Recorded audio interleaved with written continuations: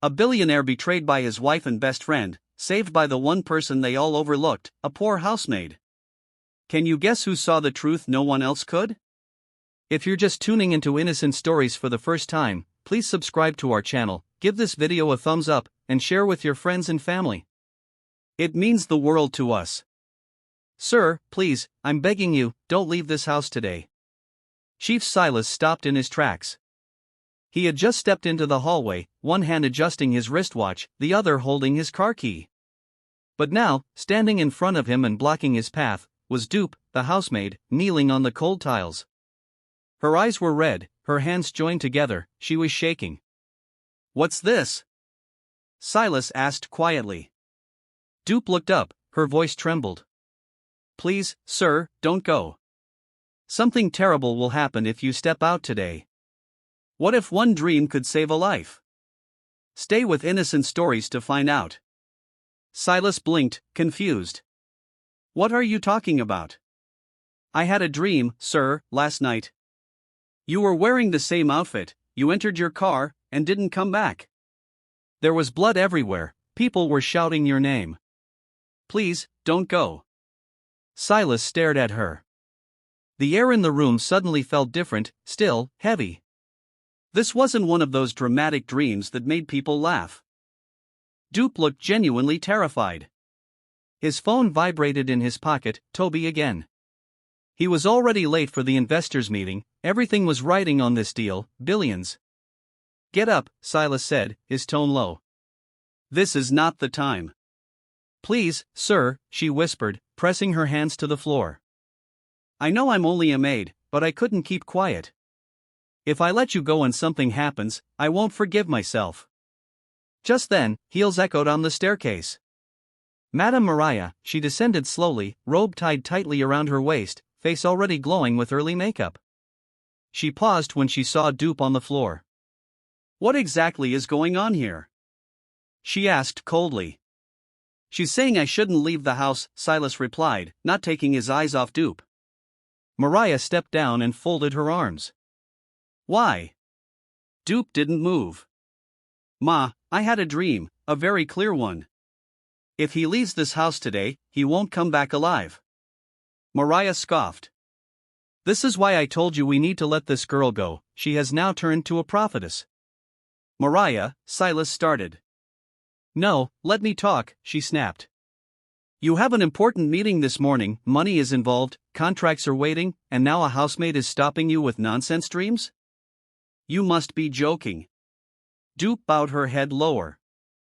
"I'm sorry, Ma, but I had to say it. Get out of the way." Silas raised his hand. "Wait." Mariah turned sharply. "Wait for what?" He was quiet, his eyes still on Dupe. There was something about her voice, something honest. She wasn't stuttering, she wasn't trying to impress anyone. She looked like someone who had just seen something she couldn't unsee. Then it happened, that feeling, that quiet warning deep in his chest. No noise, no drama, just a strong sense, if you step out today, you'll regret it. Silas stepped back, he walked slowly to the center table, dropped his car key beside his phone, and turned away from the door. "I'm not going." Dupe gasped softly, still kneeling. Mariah's mouth dropped. "You're not what?" "I'm not going, for God's sake, Silas, I said I'm not going." Silas walked into the living room and sat down, his hands folded in front of him, staring at the marble tiles like they had answers. Mariah shook her head in disbelief. "You're letting this girl manipulate you because of one dream?"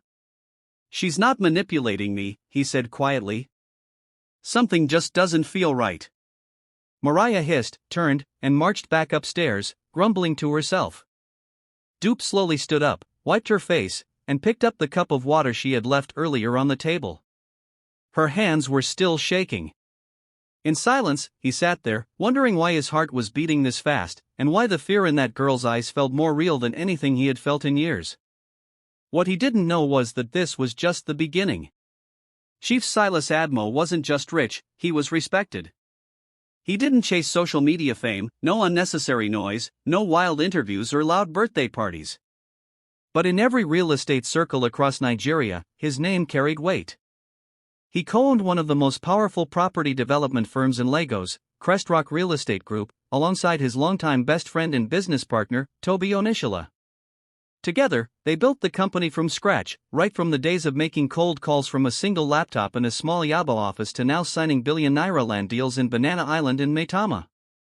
Silas was the strategy, Toby was the showman. Silas was calm, calculating, a listener who could read silence. Toby was charming, aggressive, a risk-taker who always knew how to sell a dream. People admired their friendship, the way they moved like blood brothers. But only Silas knew that behind the laughter, behind the champagne glasses, behind every contract, they were nothing alike.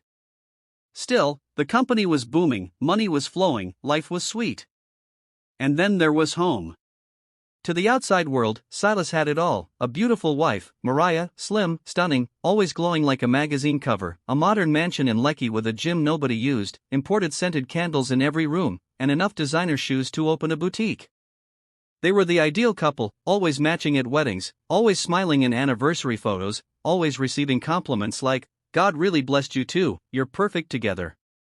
But behind closed doors, it was a different story. Silas had married Mariah out of love, real love. He met her at a luxury interior store in Ikoyi. She had come to buy throw pillows, he came for a new chair. She asked him if navy blue matched gray, and he answered without blinking. She laughed, he asked for her number, the rest unfolded quickly. But love didn't stay. By their second year of marriage, it was clear Mariah didn't care for companionship, she cared for comfort. She didn't cook, she didn't clean, she didn't want questions, she wanted space. And she hated housemaids. In less than a year, she had fired 6, all for the same kinds of things. She opened the curtains too wide, she breathed too loud while mopping, she walks like a market woman. Each time, Silas would return home and see a packed bag and a new name. He tried to complain once. "I'm not running a school," Mariah snapped. "This is my home, if I don't like someone, they leave." So Silas stopped arguing, he focused on work, on money, on peace. Then one Friday afternoon, the last maid left without notice. Silas returned home from work to meet his lunch cold and his clothes unfolded. The living room was quiet, his wife was sleeping in the spa room. Later that evening, Mariah announced, "I found a new one, she's arriving tomorrow." And that was how Dupe entered the house, quiet, small, brown-skinned, hair neatly packed into cornrows, wore a plain gown and flat slippers, no earrings, no drama. She greeted everyone properly and went straight to work. Within hours, she had swept, mopped, washed the guest toilet, and arranged the pantry without being told. She didn't ask for anything, she didn't touch anything that wasn't hers, she moved like someone who didn't want to be noticed. But Silas noticed her, not in a wrong way, but in a curious way, because she was different. Most housemaids watched TV too much, gossiped, pretended to be busy. Dupe didn't. She was up before sunrise, she ironed clothes like she was trained at a hotel, she cleaned the windows without being told. Even Mariah, who never complimented anyone, admitted one night, "She's not as annoying as the last ones." That was the highest praise Silas had ever heard from his wife. Days passed, weeks passed. Silas returned from work one evening to find the house sparkling, food hot, clothes folded, and silence resting peacefully across the living room. No one was shouting, no complaints, just calm. He looked at Dupe once and thought to himself, finally, someone who actually brings peace into this house. But what Silas didn't know was that peace was never the reason Dupe was sent into his life. Silas sat in the living room without saying a word, his phone was on the table, his car keys beside it, the house was silent except for the soft hum of the air conditioner. He should have been at the office by now, shaking hands, sealing contracts, smiling at photographers. Instead, he sat still, staring at nothing, feeling like he had just avoided something he couldn't explain. His chest felt heavy, the image of the maid on her knees replayed in his head, shaking, begging, crying that if he stepped out that morning, he wouldn't come back alive. At first, it sounded ridiculous, but now, he couldn't shake the feeling that something had truly been waiting for him outside that gate. His phone lit up again. "Toby." Silas sighed and picked up. "Guy," Toby's voice came sharp, "what's going on? You didn't show, the investors are livid." "I had to cancel," Silas said quietly. "You had to cancel? Cancel what? Do you know what was on the table today?" "This deal, Silas, this deal was gold. I know, he replied, voice flat. What's going on? Toby asked again, talk to me. Silas hesitated, he didn't know how to explain it, he didn't understand it himself. But before he could answer, another call came in, the screen flashed, office secretary, fund me. He clicked over. Hello, sir, her voice was shaking, Sean, your driver, he's been in an accident. Silas sat upright. What? Third Mainland Bridge, a truck lost control, hit your car, the same Lexus you normally use, it somersaulted, he's in the hospital, unconscious.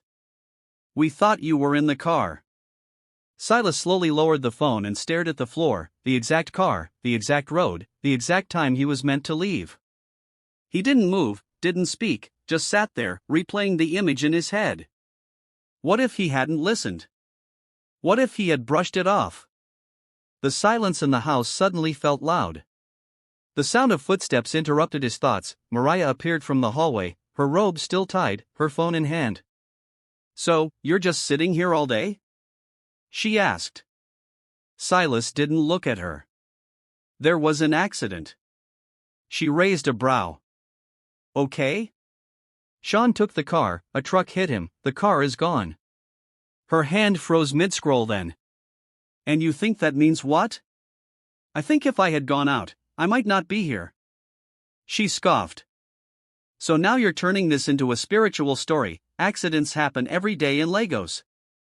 Silas looked at her, you're not even shaken. Why should I be? You're standing here, aren't you? He stared at her face, calm, cold, no sign of worry, no trace of relief. It made something shift in his chest. I'm keeping her, he said. Mariah frowned. Keeping who? The maid. She needs to go. She saved my life. She caused unnecessary drama, Mariah snapped. She has no right telling you where to go or what to do. This is my house, and I won't let this is my house, too. His voice was low, but final. Mariah froze, the room went quiet, she blinked, then turned slowly and walked away, leaving behind the smell of perfume and tension. Silas sat back down, hands pressed together. He wasn't thinking about the maid, he was thinking about something deeper, something wrong. He didn't have proof yet, but he could feel it, something in his life was not as it seemed. The tension in the house didn't go away, if anything, it grew thicker with every passing day.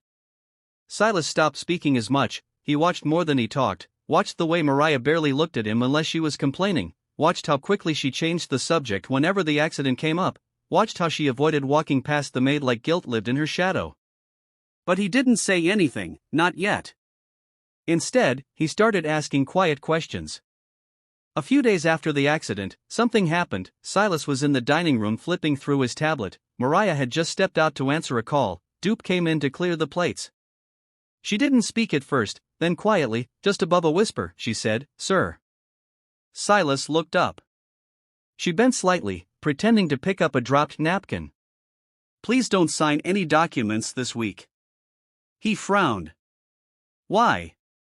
Dupe's voice lowered even more. "I had another dream, this one was clearer. I saw papers, you signed them, not long after, everything collapsed. Your company, your accounts were frozen, there were policemen, sir, you were handcuffed."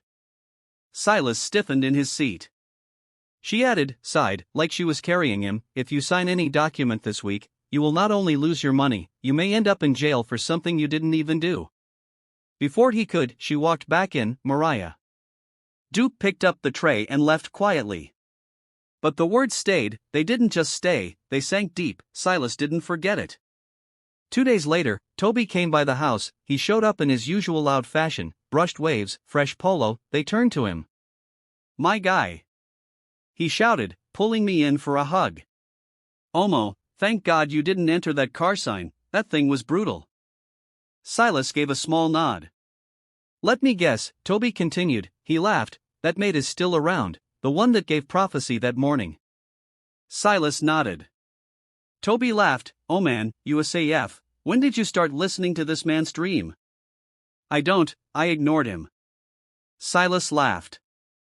Toby raised an eyebrow, didn't push. "Shah, no wala, the Dubai deal sign came, it's still alive, we just need your signature, Silas." Silas nodded. "Send the documents," he smiled at that. But later that night, when the documents arrived, he opened the folder, his body tensed, something wasn't right.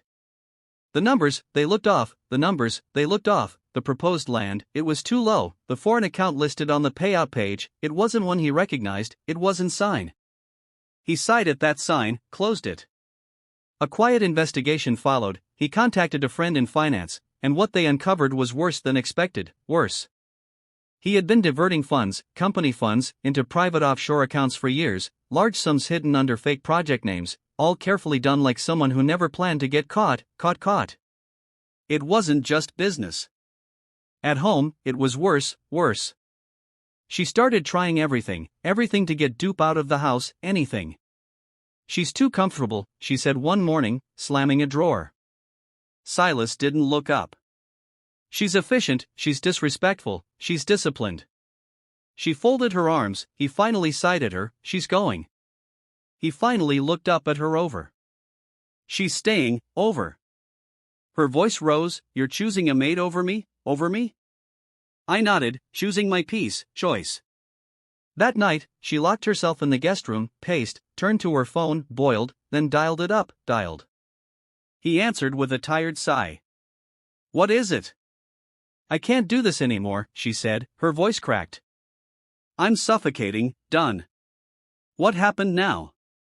"He's protecting that girl, refused to sack her, she keeps interfering with everything. She's just a housemaid, a maid." "No, she's not, she's a curse," she cursed. "You kept quiet," she kept going. "You told me to marry him," she said, "if I did, we'd find a way in, take part of the company, access the funds. We've been planning this for years. It's still on track. No, we snapped. We tried everything, you even sent those boys that evening to intercept him on Admiralty Way. I remember. They were armed, waited hours. And what happened? He changed, nothing. Because of her, she called him, told him to take another way. It's like she always knows, every trap, we set it, he walks around it. I'm tired, done, her voice dropped, whispered done. I hate living here, hate pretending to be a wife, hate wife, sharing a bed with a man I don't love, don't. You love me, he said quietly, quiet. Yes, love, she nodded, whispered, that's why. But it's dragging, falling, it's. Saturday evening came, quiet and slow, came. Silas was on the balcony, going through audit reports on his tablet, read. She walked into the living room, fitted in a fitted travel gown, scarf loosely tied around her braids, nails freshly painted, checked her phone, checked. I'll be going tomorrow morning, she said, going. Silas didn't look up. Where to? To Akakobia, said. He nodded slowly. Daddy's not been feeling well, need to check. He nodded, okay. She waited for more, nothing came, nothing. He returned to his screen, silent. Something made her nervous, she smiled, walked away. Silas didn't move, didn't show emotion, but inside he was already making a call. Follow her quietly. Don't lose sight, don't interfere, just send me updates, track. She left the house at 7:15 a.m., handbag, designer smile, kissed his cheek, waved goodbye, bye. By 9:03, first update. She didn't go to Okoka, drove straight to Victoria Island, hotel. Checked into a boutique hotel, room 406, Mrs. Tolu, lady wife. By 9:47, second update, he arrived, came. Cap low, sunglasses, simple polo, black polo shirt, went straight upstairs, same room, up. He read the message, stared, sat back slowly, no shock, no sign. They didn't come out all day, stayed. By 6:20, he arrived at the hotel, dark SUV, quiet, calm. He got out, walked in, didn't smile back at the receptionist's smile. Room 406, he said. She hesitated, he dropped 2 crisp bundles of notes, I won't be long. She swallowed, handed him the spare key.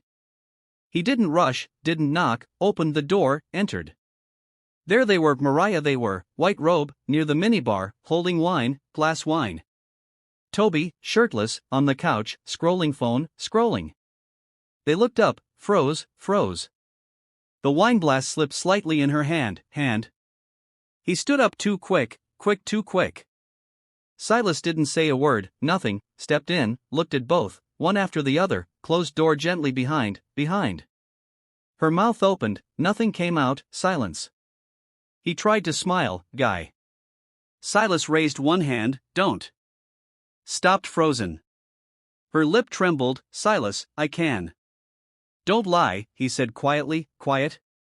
She looked at him, stranger. You followed me. I stopped trusting you 2 months ago. Now I know why. He nodded, stepped closer forward. Toby tried, it's exactly what, he said, and worse. Silence, long silence. He turned to her. You married me for this? Her eyes burned. You never saw me, always your company. And you, he said, always married to my account. And your business partner, too. Took one final looked. Hope it was worth it. Then he turned, left, opened door, walked away, no noise, no drama, gone. That night, he returned home, sat in the study, alone. No cry, no break, just sat, 2 calls made. One to lawyer, one to accountant, divorce papers, buy out his shares, now.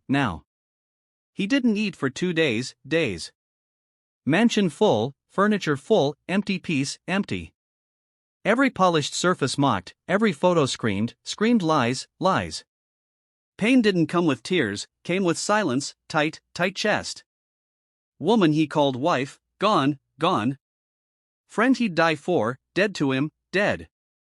And the maid, still there, sweeping, folding, serving food he didn't touch.